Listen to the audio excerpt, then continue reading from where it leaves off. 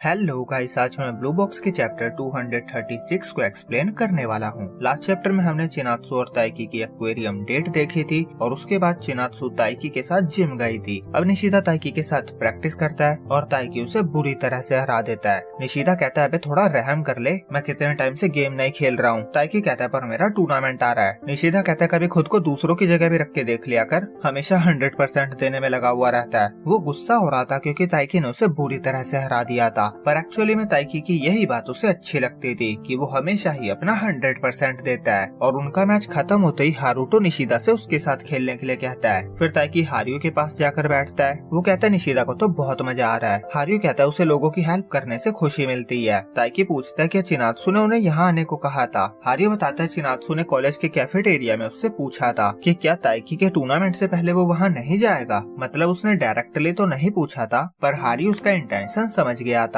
ताइकी कहता है, मैं आप सबके साथ खेल पाया इसीलिए मैं बहुत खुश हूँ। हारियो कहता है, हमारे उस मैच को 1 साल हो गया है और अगर हम और पीछे जाए तो मैं तुम्हें 3 साल से जानता हूँ। तुम्हें देखकर ही मुझे पता चल गया था तुम्हें चिनात्सु पे क्रश है, इसीलिए मैं तुम्हें छेड़ा करता था। वो कहता है, मैंने सुना है जिसमें यूडो है तुम उसी कॉलेज जा रहे हो। ताइकी कहता है, हाँ, क्योंकि मुझे बैडमिंटन को कंटिन्यू करना है। हारियो कहता है, तुम सब कुछ बहुत सीरियसली करते हो, मुझे पता है तुम ऑलरेडी प्रेशर भी फील कर रहे होगे। मुझे कहना तो नहीं चाहिए, पर हमारे खातिर जीत कर आना। मैं जब भी तुम्हें देखता हूँ मेरी उम्मीदें बढ़ जाती है। जब मैंने तुम्हें पहली बार देखा था तो मुझे बिल्कुल एक एवरेज हाई स्कूल स्टूडेंट लगे थे जो सबकी तरह ही स्ट्रगल कर रहा था, पर देखते ही देखते कब तुम अपने पैरों पे खड़े हो गए पता ही नहीं चला और तुमने बड़ी आसानी से अपने गोल को अचीव किया जो मैं नहीं कर सका। वो हंसता है और कहता है, ये सब सुनकर तुम्हें और प्रेशर फील हो रहा होगा, पर अगर कभी वो दिन आया जब तुम जापान के लिए खेलोगे और मैं तुम्हारा मैच टीवी पे देखूंगा तो शायद मैं रो पड़ूंगा, और अगर मैं नहीं रोया तो मुझ में मोटिवेशन तो बहुत बढ़ जाएगा। ताइकी कहता है, ऐसी बातों पे रोना बुरी बात नहीं होती।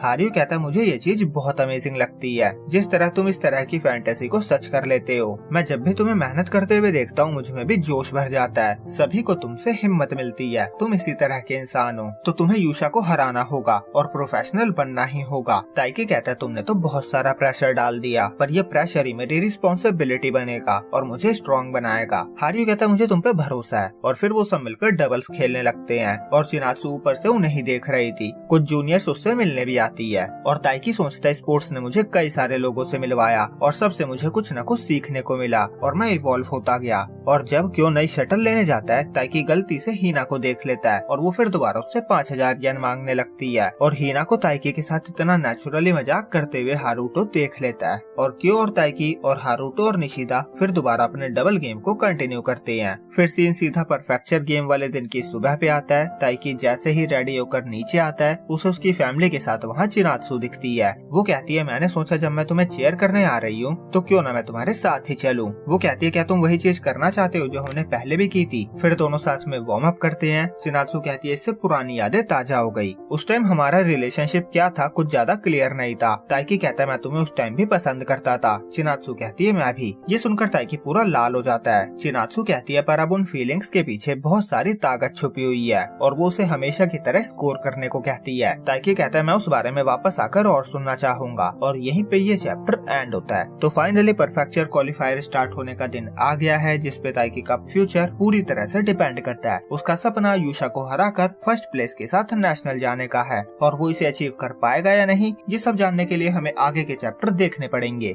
जिसके लिए आपको वीडियो को लाइक करना है और वीडियो पे कमेंट करना है। तो जल्दी से कर दो ताकि मैं आपसे अगले वीक इसके अगले चैप्टर के साथ मिल सकूं। तो जब तक के लिए बाय बाय। और रेंट अ गर्लफ्रेंड और कपल ऑफ कुकुस आपको सैटरडे या संडे में से ही किसी दिन मिल जाएगा।